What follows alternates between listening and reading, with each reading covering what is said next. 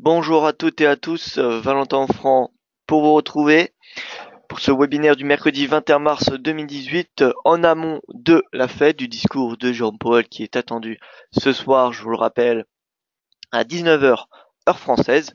Alors sans plus attendre, je vous invite à prendre connaissance de l'avertissement légal sur le risque. Le trading avec effet levier amplifie toujours les gains et les pertes. Un compte risque limité prend un risque de perte du capital investi. L'investissement sur compte titre prend un risque de perte en capital. IG fournit exclusivement un service d'exécution d'ordre. Cette présentation est à titre indicatif et ne saurait être considérée comme un conseil ou une recommandation. Alors bien le bonjour à vous Raymond, Catherine que je salue également, Ramsey que je salue également, Catherine alors qui me dit son ok, bien écoutez c'est parfait, merci pour cette confirmation Catherine, François que je salue, j'espère que vous allez très bien. Alors petit briefing de l'actualité, Wall Street hier qui clôturait dans le vert avant la fête grâce à en partie au bon des cours de pétrole, plus 2% le brut. Hein. Le titre Facebook a continué sa baisse, hein, moins 2,56% hier, après une baisse de plus de 6% lundi. Voilà.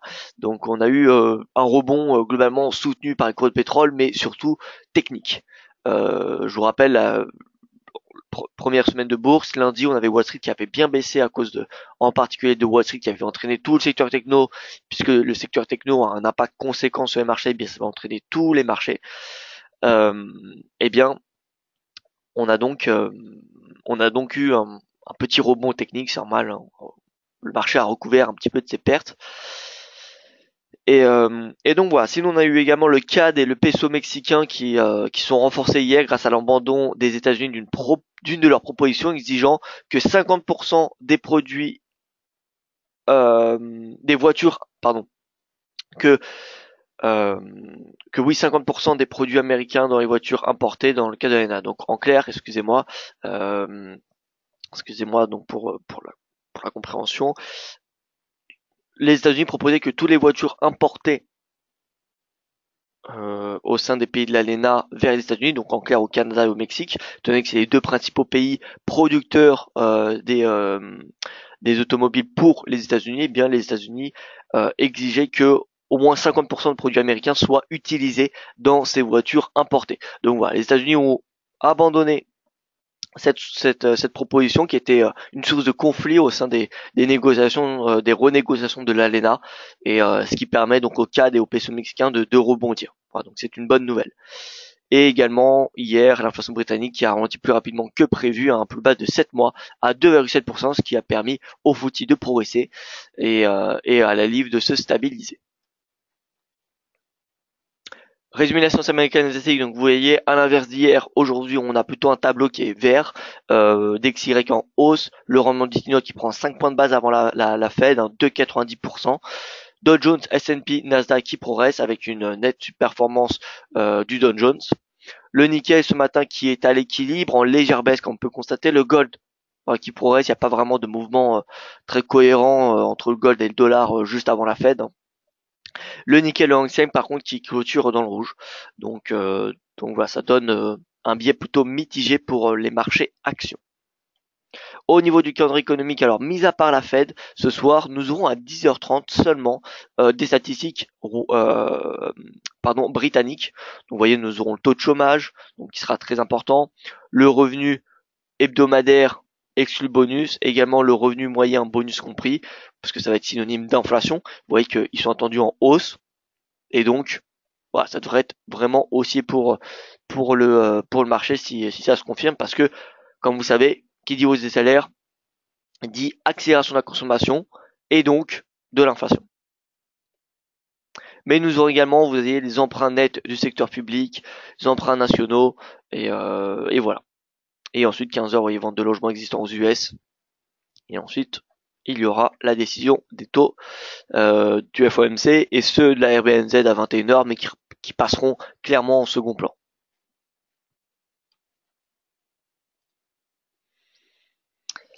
Alors bien le bonjour à tous ceux qui viennent de nous rejoindre.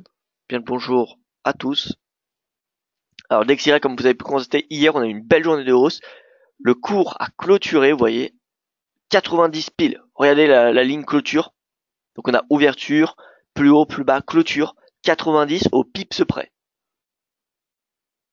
Voilà, donc 90 points, résistance en intraday très importante, et le support ça va être la moyenne mobile à 20 jours. Moyenne mobile à 20 jours qui est actuellement à 89,62.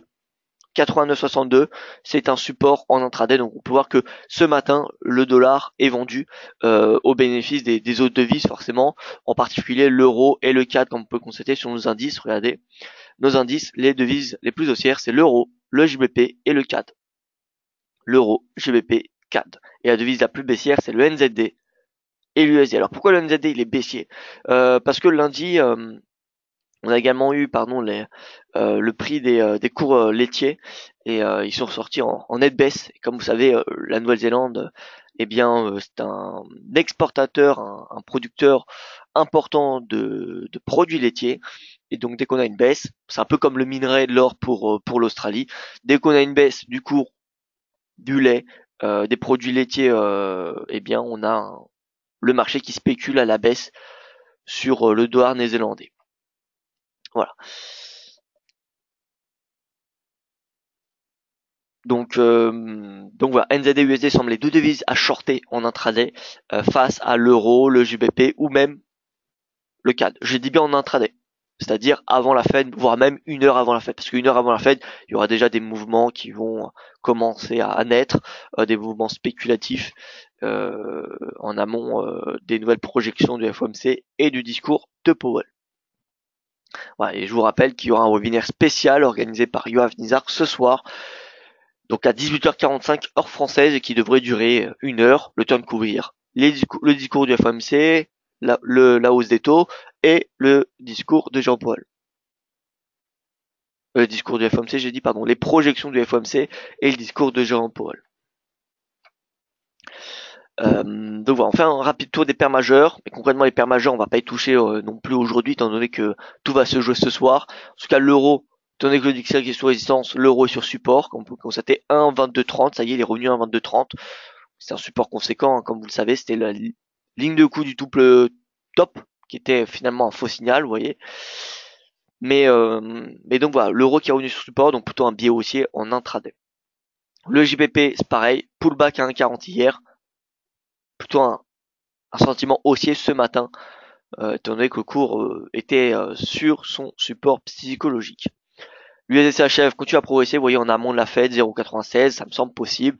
Regardons le franc-suisse index. France-Suisse index, il y a pas mal de mouvements. Vous voyez que la mèche d'hier, elle a été assez importante. On a eu une belle hausse. Finalement, qu'est-ce qu'on a? On a, eh bien, on a tout simplement un marteau inversé, sauf que marteau inversé, c'est une figure de retournement. Donc là, on peut pas considérer que c'est un marteau inversé, étant donné, pour cela que prix de clôture n'est pas en dessous, ce n'est pas le plus bas. Vous voyez que ce marteau-là, eh bien, on avait la veille et la journée précédente, le 16, qui était encore plus baissier. Donc on peut pas dire que c'est un marteau inversé, même si on prend seulement le chandelier, ça en est un.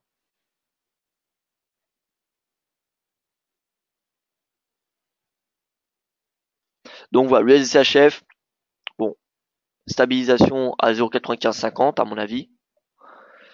L'USD-CAD, alors le CAD reprend du terrain, comme vous savez.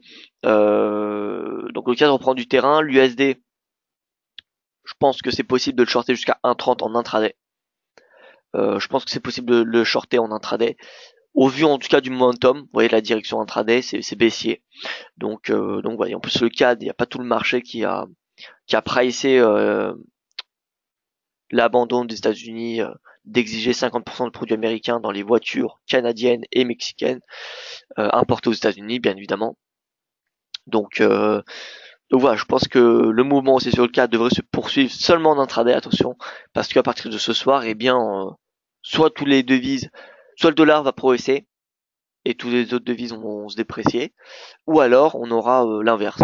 Donc tous les devises majeures exclu le dollar vont s'apprécier et le dollar va baisser. Donc le SDK, concrètement, 1,30 me semble possible en intraday, avant la Fed. L'USD yen donc perd du terrain, le yen est à l'équilibre, le dollar est en baisse, donc voilà, on a une petite baisse mais pas grand chose. Alors, bonjour encore une fois à tous ceux qui viennent nous rejoindre, François, Pierre-Yves, Benjamin, voilà, bonjour à tous. Donc par rapport à nos index, donc on voit que c'est bien le NZD et l'USD qui sont baissiers. Hein. Donc l'USD, il y a une petite tendance haussière, vous voyez, depuis bien concrètement depuis le début du mois de février. Hein. Le mois de février, c'était le point bas. Bon, on a eu un pullback à la mi-février. Vous voyez, à Saint-Valentin, 14 février. Mais ensuite, depuis, on est plutôt, enfin, le dollar, il est plutôt haussier. Alors que le NZD, il est en consolidation. Là, il est en bas de son range. Vous voyez, bas de son range. Ouais, moi, je préfère shorter le NZ. Enfin, je trouve que le NZD est beaucoup plus intéressant dans l'intraday. Même s'il est en bas de son range et que c'est un niveau de support, voilà, entre shorter le NZD et shorter le dollar, d'un point de vue swing trading, je préfère shorter le NZD. Maintenant, en intraday, je pense que les deux sont à peu près similaires. Hein. On n'a pas vraiment de plus de risque à shorter le NZD que l'USD en intraday, je dis bien avant la Fed. Donc voilà, peu importe si vous voulez shorter le NZD ou le dollar, mais en tout cas, c'est deux devises qu'il faut plutôt s'orienter à la baisse. Et à l'inverse, l'euro, le CAD, avec l'euro et le CAD semble plutôt intéressant. Donc peut-être l'euro-dollar et l'euro NZD. L'euro-dollar, pourquoi pas un retour à moyenne mobile à 20 jours, à court terme, enfin à court terme, en intraday. Alors, ça fait peut-être assez haut. Alors, ça fait 66 pips depuis le prix d'ouverture et quarantaine de pips depuis le prix actuel. Ça me semble possible. Maintenant bon, faut pas s'attendre non plus à la volatilité très importante avant la Fed. Hein. Voilà, faut pas s'attendre à une volatilité très très importante. Mais sinon, l'euro NZD, si on regarde l'euro NZD, vous voyez que ça semble plus intéressant cet euro NZD. Donc, hop.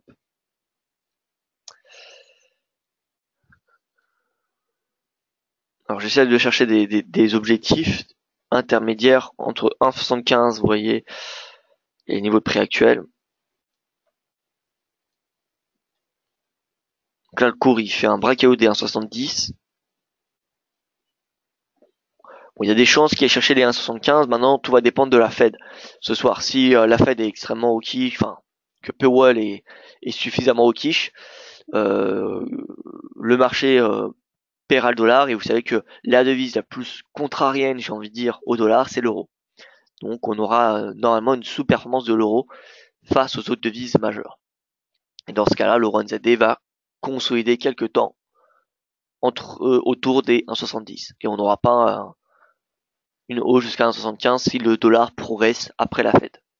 Maintenant, si le dollar ne progresse pas après la Fed, l'euro sera là où l'une des devises la plus haussière. Et donc l'euro NZD ira très probablement chercher les 1,75.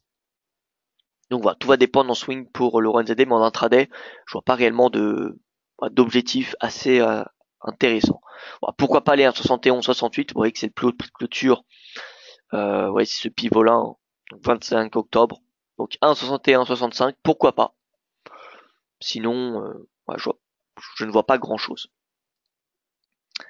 Alors j'ai une question sur le CAC et le DAX. CAC et DAX, vous voyez qu'on a eu un beau rebond hier sur 5220. Moyenne mobile à 20 jours qui a fait office de résistance comme prévu. Et là, vous voyez, on a une baisse. Donc là, la baisse, à mon avis, il y a des chances.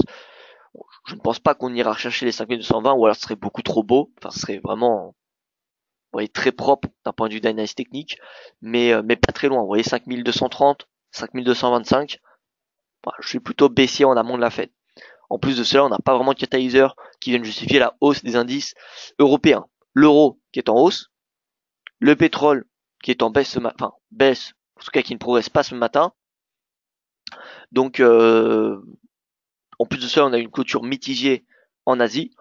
Donc voilà, il n'y a pas réellement de catalyseur qui viendrait justifier une hausse. Donc voilà. 5225, 5220, voire même 5, vous voyez, ce plus bas, 5210. Voilà, la zone à 5220, ça me semble possible en intraday. Ça me semble possible dans ces horizons-là. Pour le DAX, c'est pareil. DAX, vous voyez, si on se met en journalier, vous voyez qu'on a une petite baisse. Bon, le DAX a dépassé cette moyenne mobile à 20 jours, Mais le DAX, comme vous savez, a les dividendes réinvestis. À mon avis, si on exclut les dividendes, il y a des fortes chances que le DAX soit resté sous sa moyenne mobile avant jour. Euh, mais bon, je pense qu'un retour, vous voyez, vers les 12 262 est possible. Donc une baisse d'environ 50-60 points sur le DAX. Tant que l'euro, en tout cas, est bullish en intraday, je pense que le DAX va rester sous pression, surtout avant la Fed. Parce que je vous rappelle que la Fed ce soir, ce que le marché va surveiller, c'est si Jérôme Powell va plutôt soutenir l'idée d'une quatrième hausse des taux cette année. Quatrième hausse des taux cette année, bon, c'est bon pour le dollar, parce que le marché ne l'a pas encore totalement pricé, mais le marché est concrètement inquiet d'une hausse trop progressive des taux, parce que qui dit hausse trop rapide des taux directeurs de la Fed dit tension sur le marché obligataire, et qui dit tension sur le marché obligataire, eh bien, dit coût d'emprunt plus élevé pour les entreprises et le marché action qui est sous pression. Voilà. En plus de cela, on arrive dans une politique monétaire globale de fin de QE. La BCE en septembre, la BOJ, on ne sait pas vraiment quand, mais bon, fin de l'année, début de l'année 2019, c'est possible que la BOJ arrête son QE. Voilà, donc on arrive dans une politique où la liquidité de toute façon va globalement diminuer, donc le marché obligataire va être sous tension, et par conséquent, tandis que le marché obligataire est corrélé, enfin le marché obligation est globalement corrélé au marché obligataire, eh bien voilà, on devrait avoir une pression sur le marché action. Et cela s'explique par le fait que si on a une pression sur le marché obligataire, les rendements des obligations augmentent, que ce soit les obligations d'État ou les obligations d'entreprise, ce qui veut dire des coûts d'emprunt plus élevés et donc synonyme de bénéfices revus à la baisse. Voilà un petit peu l'explication derrière cette hausse trop rapide des taux de la Fed. Donc concrètement, ce qui est valeur d'appétit pour risque, ce matin c'est mitigé. Donc il y a ni de l'appétit ni de l'aversion, je dirais, parce que vous voyez que l'or progresse, mais le MIB également, le DAX qui a été équilibre. Voilà, concrètement il n'y a pas grand chose. Je vois qu'il y a une corrélation en tout cas dollar au or qui fonctionne ce matin. Le dollar qui est en baisse, l'or qui est en hausse. Vous voyez que l'or il rebondit sur son support à 1310. 1310, hein. Support qui d'un point de vue de prix de clôture n'a pas été dépassé depuis le début de l'année. Vous voyez que depuis le breakout du mardi 2 janvier, les prix de clôture, si on met un graphique en ligne, on reste au-dessus des 1310. Donc fort niveau de support qu'on a là. Et résistance, vous voyez que on vient taper ce matin cette résistance qui est le petit range, souvenez-vous du il me semble que c'était le range swing trading qu'on avait donné la semaine dernière dans un des webinaires. Voilà. Donc 1317, vous voyez résistance, pourquoi pas 1320? 1320, ça me semble possible d'être atteint en intraday. Donc 1320 pour l'or, l'euro, la moyenne mobile à 20 jours. Voilà. Faut pas s'attendre, encore une fois, à de la volatilité importante avant la Fed.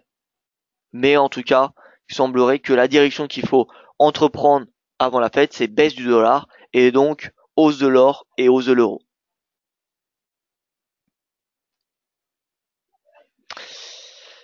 Alors François qui me dit désolé mais pour demain le séminaire c'est toujours marqué comme décryptage Bitcoin et PA, celui du RSI que vous proposez au 22-3 à 18h. Alors oui, hein, le webinaire Bitcoin, il y en a bien un demain. Hein. Il y en a bien un demain. C'est tous les lundis et jeudis, je vous rappelle. Webinaire Bitcoin.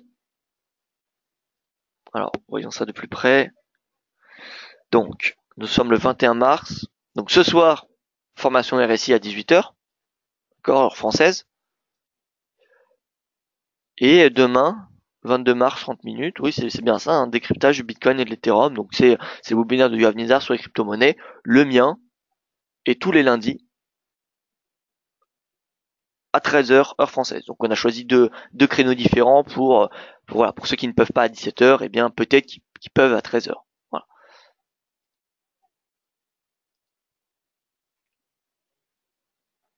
Alors le séminaire RSI, hein, François, c'est bien ce soir, hein. C'est ce soir le webinaire RSI à 18h, juste avant la Fed. Vous voyez, webinaire Fed 18h45, 18h, webinaire RSI. C'est le webinaire, c'est DFX Université, c'est le webinaire éducatif. Voilà, donc c'est ce soir à 18h. François qui me dit le Bitcoin repart pour toi. Alors, pas vraiment, hein. Alors, petit bilan, hein, je vais essayer d'écrire un article aujourd'hui sur le Bitcoin, sur ce qui s'est passé au G20. Mais concrètement, le G20, qu'est-ce qu'il a dit, hein, pour le Bitcoin, donc les ministres des Finances et les banquiers centraux, ils ont tout simplement repoussé, hein, une possible régulation des crypto-monnaies en estimant que, eh bien, déjà, pour moi, il y a des divergences des opinions, hein. Il n'y a pas les mêmes visions. Donc, je vais essayer de creuser un petit peu plus parce que j'ai pas ceux de chaque pays, mais voilà, je vais essayer de résumer tout ça dans un article. Et en plus de cela, a priori, enfin, c'est en tout cas ce qu'a dit Marc Carnet, je vous rappelle lundi, il a indiqué que les crypto-monnaies n'étaient pas un risque, et c'est ce que pour l'économie mondiale, et c'est ce que les ministres des finances, pardon, des différents pays ont réaffirmé. Et donc, a priori, il n'y aura pas de régulation, en tout cas pour le moment, d'un point de vue mondial. Donc, chaque pays va plus ou moins créer sa propre régulation, et le jour où, à mon avis, le Bitcoin va prendre de l'ampleur, enfin, Bitcoin et crypto-monnaies vont prendre réellement de l'ampleur, c'est-à-dire dépasser les 1000 milliards de capitalisation boursière, dans ce cas-là, à mon avis, la question se posera. Voilà.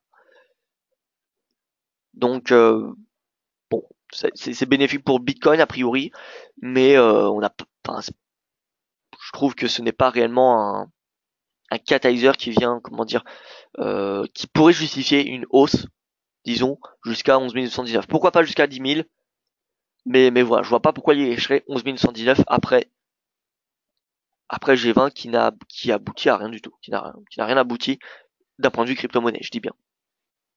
Voilà, donc pour moi, il repart, oui, voilà, il repart jusqu'à 10 000. Maintenant, est-ce qu'il repart jusqu'à 12 000, 15 000? Non, non, enfin, voilà, je ne vois pas, encore une fois, je ne vois pas pourquoi il partirait jusqu'à ces niveaux de prix. Brut et Brent, rapidement l'analyse technique, vous voyez que le Brut et Brent doit atteindre nos objectifs de swing, hein, donc Brut qui était l'achat à 50, pardon, 60 dollars, et donc la résistance swing à 64, à peu près 63, 92, donc a priori c'est au pips près, hein. Plus haut, 63, 96, presque au pips près. Donc voilà, résistance 63, 92 en fait, hein, 64 dollars. Donc voilà, prise de bénéfice, tout comme le Brent, vous voyez, Brent est revenu à son récent sommet. Et si on le dépasse, on aura une reprise de tendance haussière. Pourquoi? Bien parce qu'on aura des creux et des sommets de plus en plus hauts. Si on a un prix de clôture concrètement au-dessus de 68 dollars, on aura une fin de tendance baissière ou une hausse, une tendance haussière tout simplement.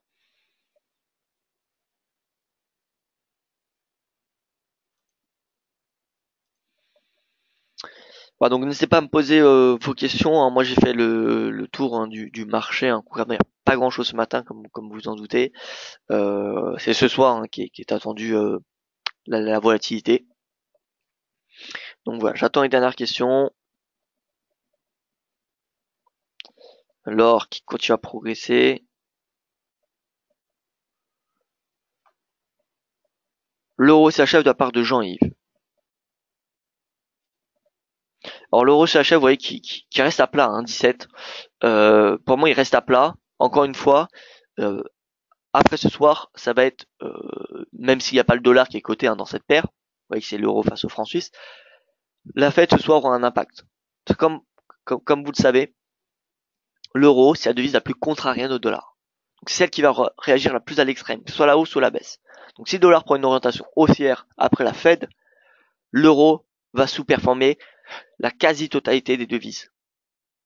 Donc l'euro CHF aura des chances d'être baissier. À l'inverse, si le dollar s'oriente à la baisse, l'euro a des fortes chances de surperformer la plupart des devises majeures, et donc l'euro CHF aurait une orientation haussière. Voilà. Donc j'ai écrit un article pour aller plus en détail sur ce sujet, Jean-Yves, sur le site. Tac tac tac. Alors, vous allez ici dans l'EuroSachef. Voilà, c'est celui d'hier, vous voyez. Pas de baisse de l'EuroSachef, mais le franc suisse n'a pas abdiqué.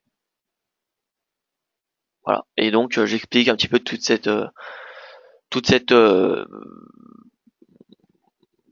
tout ce raisonnement, tout simplement.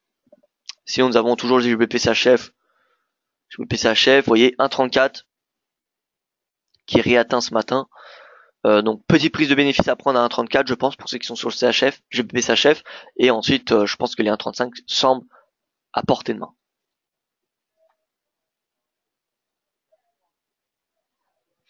Voilà donc, écoutez, moi je n'ai plus rien à rajouter, je vois qu'il n'y a plus de questions. Donc si vous en avez, n'hésitez pas à me les poser sur les réseaux sociaux, j'essaierai d'y répondre le plus rapidement possible. À ce soir 18h pour le webinaire éducatif sur le RSI. Et ensuite à 18h45 avec Yoav Nizar pour le webinaire Fed. Voilà.